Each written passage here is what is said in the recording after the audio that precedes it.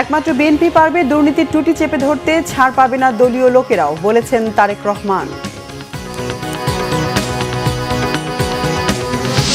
BNP কখনো আমানতের খেয়ানত করবে না, বলেছেন মির্জা ফখরুল। কর্মসংস্থান হবে বেকার এবং চাঁদাবাজদেরও, ওয়াদা ডাক্তার শফিকের। ভোটার প্রার্থী সহ সবার নিরাপত্তায় সর্বোচ্চ চেষ্টা করা হবে, নেই কোনো লুকোচুরি, বলেছেন সিইসি। আস্থা জানালেন বিদেশি কূটনীতিকরাও। দেখছিলেন ক্রম সিমেন্ট সংবাদ শিরোনাম। এবার বিস্তারিত সংবাদ। 12 ফেব্রুয়ারি কেউ যাতে ভোটাধিকার কেড়ে নিতে না পারে, সেজন্য সজাগ থাকতে নেতাকর্মী ও জনগণকে আহ্বান বিএনপি চেয়ারম্যান তারেক রহমানের। নির্বাচনী সমাবেশে চট্টগ্রাম পলো গ্রাউন্ড মাঠে তারেক রহমান ভোটের দিন তাহাজ্জুদ পড়ে কেন্দ্রে যাওয়ার আহ্বান জানিয়ে বলেন, ফজর পড়ে লাইনে দাঁড়িয়ে যাবেন। বিএনপি ক্ষমতায় গেলে দুর্নীতির বিরুদ্ধে জিরো টলারেন্স দেখানো হবে জানিয়ে তিনি বলেন, জনগণের প্রত্যাশিত বাংলাদেশ গড়ে তোলা হবে।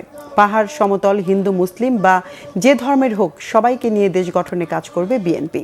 গণতন্ত্র এবং বাক স্বাধীনতায় বিশ্বাসীদের ধানের শীষ তথা বিএনপির ওপর আস্থা রাখার আহ্বান জানান তিনি। ওয়াসিমের মতো যারা নিজেদের জীবন উৎসর্গ করেছে তাদের সম্মান দিতেই প্রত্যাশিত বাংলাদেশ গড়ে তোলার আহ্বান জানান তারেক রহমান। সমাবেশে কক্সবাজার, চট্টগ্রাম ও 3 পার্বত্য জেলার দলীয় প্রার্থীদের পরিচয় করিয়ে দিয়ে তারেক রহমান চট্টগ্রামকে বাণিজ্যিক রাজধানী হিসেবে গড়ে তোলার কথাও জানান। আজ এই নির্বাচনী জনসভায় দাঁড়িয়ে একটি রাজনৈতিক দল হিসাবে আমরা আমাদের প্রতিদ্বন্দ্বী দল যারাই হোক না কেন, আমরা তাদের সম্পর্কে আপনাদেরকে হয়তো অনেক কথা বলতে পারি, তাদের হয়তো অনেক দোষ ত্রুটি তুলে ধরতে পারি, কিন্তু তাতে কি জনগণের কোনো উপকার হবে? কি ভাই, আমরা যদি সমালোচনা করার সময় যদি সমালোচনা করে দেশের সাধারণ মানুষের কি তাতে কোনো উপকার হবে? উপকার হবে না। বিগত 15 বছর যেভাবে আপনাদের রাজনৈতিক এবং অর্থনৈতিক অধিকার ছিনিয়ে নেওয়া হয়েছিল, সেরকম একটি ষড়যন্ত্র আবারও শুরু হয়েছে। আপনাদের প্রতি আমার আহ্বান, এই ষড়যন্ত্র সম্পর্কে সকালে সজাগ থাকবেন, সতর্ক থাকবেন, যাতে আবার আপনাদের অধিকার কেউ ছিনিয়ে নিতে না পারে। আপনাদের ভোটের অধিকার, আপনাদের কথা বলার অধিকার, আপনাদের বেঁচে থাকার অধিকার যাতে আবার কেউ ছিনিয়ে নিতে না পারে। দর্শক, পলো গ্রাউন্ডে সমাবেশ সহ চট্টগ্রামে বিএনপির নির্বাচনী প্রচার অভিযানের সংবাদ সংগ্রহে আছেন আমাদের প্রতিবেদক জাহাঙ্গীর আকন। সরাসরি যুক্ত হচ্ছে তার সাথে। জাহাঙ্গীর, চট্টগ্রামে তারেক রহমানের সমাবেশকে ঘিরে পরিস্থিতি কেমন দেখছেন? তার পরবর্তী কর্মসূচি কি? আমি এখন দাঁড়িয়ে আছি সীতাকুণ্ডে। তারেক রহমান কিছুক্ষণ আগে চট্টগ্রাম থেকে তিনি বের হয়েছেন, তিনি ফেনীর উদ্দেশ্যে যাবেন। আমরা দেখতে পাচ্ছি যে রাস্তায় বিপুল সংখ্যক গাড়ি আছে এবং নেতাকর্মীরা রাস্তার পাশে সড়কে অবস্থান করছেন, তারেক রহমানকে স্বাগত জানাচ্ছে। তারা রাস্তার দুপাশে অবস্থান করছেন এবং আইন শৃঙ্খলা রক্ষাকারী বাহিনীর সদস্যরাও আছেন, তারাও নিরাপত্তা দেওয়ার চেষ্টা করছেন। এবং তিনি এখন ফেনীতে যাবেন, সেখানে জনসভায় অংশ নেবেন। ফেনীর পরে কুমিল্লাতে আরও 3টি জনসভা রয়েছে তার, এবং তারপর কাঁচপুর বালুর মাঠে জনসভার মধ্য দিয়ে তার চট্টগ্রাম থেকে যে জনসভা শুরু হয়েছিল সেটি শেষ হবে। আপনাদেরকে দেখাতে পারছি নিশ্চয়ই যে রাস্তার দুপাশে মানুষজন দাঁড়িয়ে আছে তারেক রহমানকে এক নজর দেখার জন্য, তাদের প্রিয় নেতাকে এক নজর দেখার জন্য। প্রায় 20 বছর পর তিনি চট্টগ্রামে এসেছেন এবং নেতাকর্মীদের মধ্যে ব্যাপক উৎসাহ উদ্দীপনা। যারা পলো গ্রাউন্ডের মাঠে জনসভা কাভার করতে যেতে পারেন, যারা জনসভায় যোগ দিতে পারেননি, তারা কিন্তু তারেক রহমানকে এক নজর দেখার জন্য গাড়িতে দেখার জন্য অপেক্ষা করছেন। তো আমরা আর কিছুক্ষণের মধ্যেই ফেনীতে পৌঁছে যাব। তারেক রহমানও ফেনীর উদ্দেশ্যে চট্টগ্রাম ছেড়েছেন বেশ কিছুক্ষণ আগে, আর কিছুক্ষণ পরে ফেনীর জনসভায় তিনি যোগ দেবেন। তো এই ছিল সব শেষ খবর। জেবা, ধন্যবাদ জাহাঙ্গীর। দর্শক, বিএনপি চেয়ারম্যান তারেক রহমানের নির্বাচন প্রচার অভিযানের গাড়িবহর থেকে সঙ্গে ছিলেন সহকর্মী জাহাঙ্গীর আকন্দ।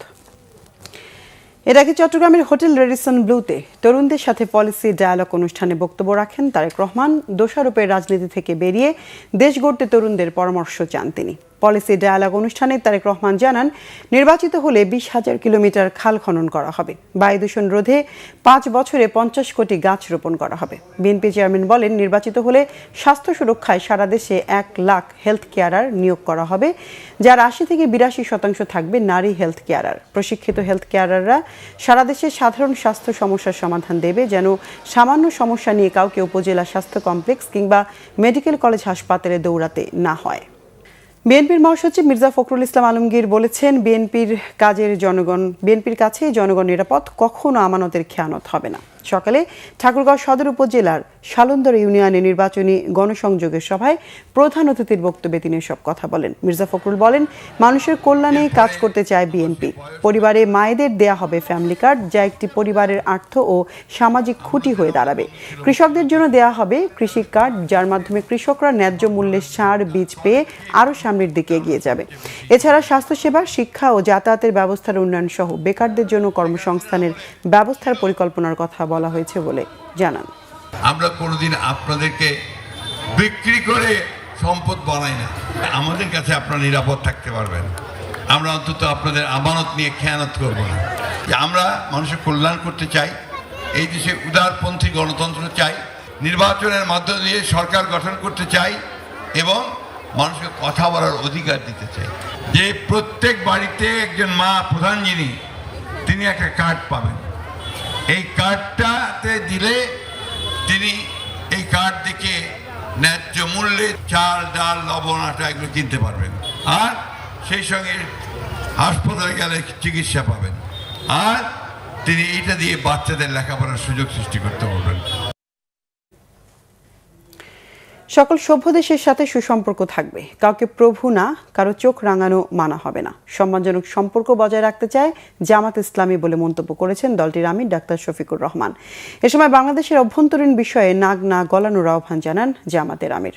রাজধানীর ধূপখোলা মাঠে জামাত ইসলামীর ঢাকা ৬-এর নির্বাচনী আসনের নির্বাচনী জনসভায় অংশ নিয়ে তিনি এসব কথা বলেন। ডাক্তার শফিকুর রহমান আরও বলেন, ৫৪ বছরে যারা পালাক্রমে দেশ পরিচালনা করেছে তারা জাতির সাথে ন্যায় বিচার করতে পারেনি। ১১ দলীয় জোট ক্ষমতা এলে দেশের মানুষের প্রতি ন্যায় বিচার প্রতিষ্ঠার আশ্বাস দেন তিনি। এ সময় ঢাকা ৮ আসনের প্রার্থী নাসিরউদ্দিন পাটোয়ারী বলেন, বিচার ব্যবস্থা নিয়ে সম্পূর্ণ রূপরেখা দেয়নি সরকার। বলেন, ১১ দলীয় জোট ক্ষমতায় এলে ওসমান হাদির হত্যাকাণ্ডের বিচার করা হবে। এর আগে রাজধানীর যাত্রাবাড়িতে ঢাকা ৪ ও ৫ আসনের নির্বাচনী জনসভায় যোগ দেন শফিকুর রহমান। ফ্যাসিবাদের শিকড় উপড়ে ফেলা হবে বলেও মন্তব্য করেন তিনি। অবাধ, সুষ্ঠু ও নিরপেক্ষ নির্বাচন আয়োজনের বিষয়ে নির্বাচন কমিশনের ওপর সর্বোচ্চ আস্থা জানিয়েছেন ঢাকায় নিযুক্ত বিদেশি কূটনীতিকরা। রাজধানীর একটি হোটেলে বিদেশি কূটনীতিকদের সঙ্গে বৈঠক শেষে সাংবাদিকদের প্রশ্নের জবাবে প্রধান নির্বাচন কমিশনার এএমএম নাসিরউদ্দিন এসব কথা বলেন। যত ডিপ্লোম্যাটসরা আসছে, যারা ইউএন এজেন্সিসের যারা রিপ্রেজেন্টেটিভস আছে, তারাও ছিল। আমরা দায়িত্ব নেওয়ার পর থেকে এ পর্যন্ত এই 13 ন্যাশনাল ইলেকশন এন্ড রেফারেন্ডামের জন্য আমরা কি কি প্রস্তুতি নিয়েছি, কি কি কাজ করেছি, এটা তাদেরকে আমরা বুঝিয়েছি। অ্যাট এভরি স্টেজ আমরা আমাদের কর্মকাণ্ড পুরোটা আমরা ব্রিফ করেছি। তারা দে আর ভেরি হ্যাপি। আমরা চাই যে একটা মোস্ট ট্রান্সপারেন্ট একটা ইলেকশন, ক্রেডিবল একটা ইলেকশন, যাতে এখানে কোনো লুকোচুরির কোনো ব্যাপার নাই। এদেরকে আমরা বুঝিয়েছি, সেটা তারা অ্যাপ্রিসিয়েট করেছে। যাদের সাথে আমরা কথা বলেছি, অ্যাম্বাসেডাররা, দে আর ভেরি হ্যাপি যে আমরা যে কাজ করেছি, তারা অত্যন্ত খুশি। দর্শকের ছিল এখনকার মতো। পরের সংবাদ সন্ধ্যা ৬টায়। এর আগে ৫টায় রয়েছে নিউজ টপ 10 দেখার আমন্ত্রণ রইল। এতক্ষণ সঙ্গে থাকায় ধন্যবাদ।